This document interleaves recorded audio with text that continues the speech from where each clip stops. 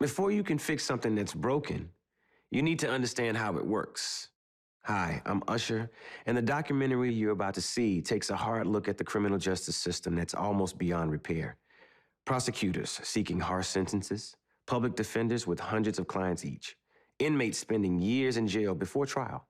Stories like this happen every day in cities across America, including the one where this story takes place.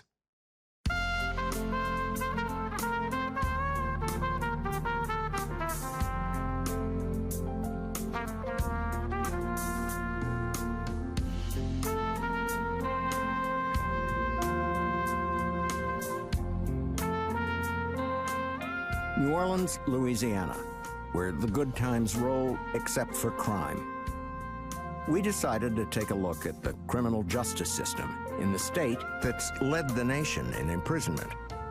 No mean feat when America's rate of incarceration leads the world. But this story isn't about statistics.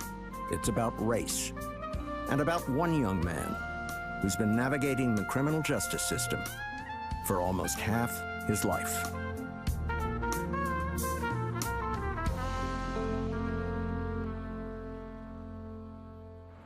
You have to be a Viking. You have to be a soldier to survive in this. I'm dead serious. If you're not a soldier, if you're not a Viking, man, this will break you in half. When we first met Tim Connerly in 2016, he was in the Orleans Parish Jail, awaiting trial for an armed robbery he says he did not commit. The jail holds more than 1,400 prisoners, nearly all of them black. Tim's public defender is Will Snowden. I came to New Orleans to be part of the Orleans Public Defenders to fight for people. For me, it's very difficult to continuously see black men in orange jumpsuits, in silver chains, with orange sandals on, shuffling their feet. I don't know what slavery sounds like. But when you hear those chains rustling through the courtroom and filing in and sitting down, and those people look like me, it's personal.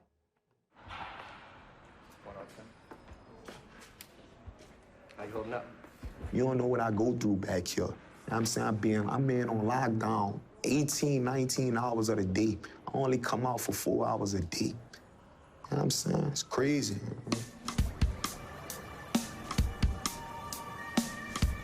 Dusk in the French Quarter, a mecca for tourists and a magnet for pedicab drivers like Tony Shiflett, who is always on the lookout for customers.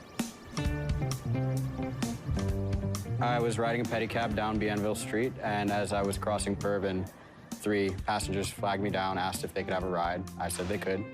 And we started doing a couple of loops around the French Quarter. Hi, unit. Yes, ma'am. I just got flagged down by the pedicab driver claiming that he got robbed by 3 black males at the corner of Bienville and Rampart. Were they armed? Yes. It was a violent crime. Shiflett was hurt, and one of his passengers was taken to the hospital. I got 2 subjects at Kellerack and Durbin. One of the suspects had stolen a passenger's credit card. He'd also taken Shiflett's iPhone, which had a GPS tracker on it. I got the iPhone sitting by a tree. I saw the person drop it too when we got him in custody. The man who dropped Shiflett's phone was Robert Poole. The police also detained Tim Connerly, who was walking down the street about 15 feet away from Poole.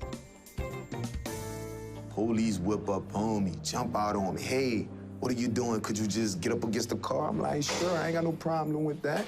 He searched me down. I'm like, man, what's going on? He like, we're gonna tell you in a minute. So they handcuffed me, detained me, and threw me in the back of the police car. They just picked me up as a random person, you heard me? 10-4, stand by. Let me grab some witnesses and run over that way. The police put Connerly and Poole in handcuffs and shined a spotlight on them, one at a time. The passengers and their pedicab driver quickly identified the two as their assailants. Connerly and Poole were arrested and taken into custody. A detective interrogated Poole, who confessed to the crime and would eventually accept a plea bargain of 15 years. You got all the guy's stuff on there. If you didn't rob him with a gun, tell me what you did do. But still, nobody had no gun. Nobody had no gun. Nobody had no firearm. Nobody had. Did somebody turn around and point a finger at the guy and say bang bang? No, I'd rather. No, man. Nobody had no gun. Nobody had no gun. All right, I'm gonna stop asking about you right now. What did old boy do downstairs? I don't know what he did. He could speak for himself. Connerly was officially charged with armed robbery. He would remain in jail for more than 2 years before the criminal justice system would give him an opportunity to tell his side of the story. Until then, all he could do was bemoan the circumstances that got him here.